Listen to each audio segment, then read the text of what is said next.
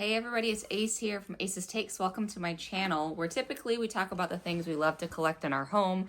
Today we're going to be talking about some interesting facts as we just returned back from Japan, and I thought I'd share some things that I didn't know that I thought might be helpful for those of you that are considering traveling to Japan. First of all, I learned, and this is probably dumb, some of you might already know it, but I learned that the population of Tokyo is actually larger than the entire state of California. There are a lot of people in Japan. There are a lot of people when you go and visit. And in the summertime, it is incredibly hot. I don't know if we happen to be there during the hottest time of the year ever or what, but it was very, very hot. So I learned about a new product, which was cooling wipes. They are like your typical makeup wipes that you would see or remover wipes, but it was a company that was called Gatsby, and they were cooling wipes that have some menthol in them. I have not seen these in America. If they do exist in America, I apologize for my ignorance, but I brought some home and they were very helpful. So when you're hot and you're drenched and you touch your face, it actually provides a little bit of cooling. Great. We also purchased UV umbrellas while we were abroad, and there is a vast difference between when you're just in direct sunlight and when you have the umbrella above you. So when you see people walking with the umbrella, you might think, that looks dumb, but it is actually incredibly helpful. So we got little compact umbrellas that we took with us everywhere. And by the end of the trip, I would say that more than half of the people that we were with had them. Shout out to everybody who's watching today that came with us. In addition, the bathroom situation in Japan, something that all of us loved while we were there, heated toilet seats. Most of us loved. And it's such a luxury. I came home and sat down and was like, oh, my tushy's cold now. Japan has this technology where I would say every bathroom except for two that I went into while we were abroad had bidets, had music or privacy sounds, as well as heated seats for you when you went to the bathroom. And it was a beautiful experience. So the privacy button you would press and it would play like Babbling Brooks, and it would give you a little bit of privacy while you're going to the bathroom.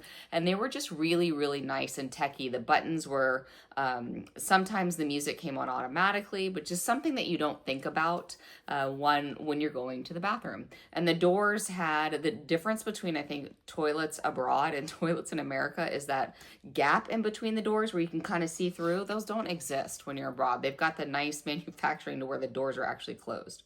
They do use one-ply toilet paper. It's very, very thin.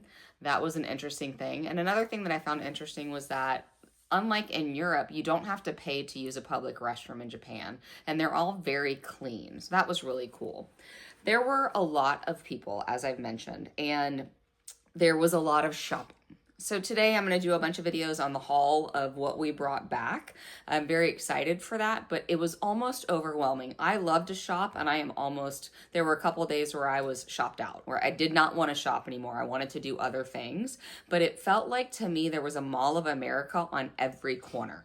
Every mall that you went to was at least 13 stories tall, and there was a huge food court, and the food was amazing. We had some of the best sushi ever in these malls.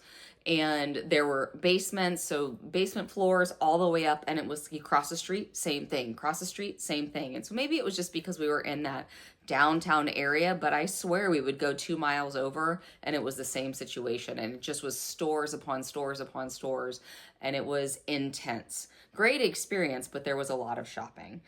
Osaka shopping was different than the shopping in Tokyo. Osaka also had, the mall experience, but the metro, I'm pretty good at conquering metros, and the metro took me a couple of days, and like the underground navigation took me actually a couple days to get a handle on, because it was like Stranger Things, the upside down is what it felt like to me, where just the twists and the turns. And so that was a crazy experience. But in Osaka, there's this area, Shinshibashi. If I am saying it wrong, I apologize.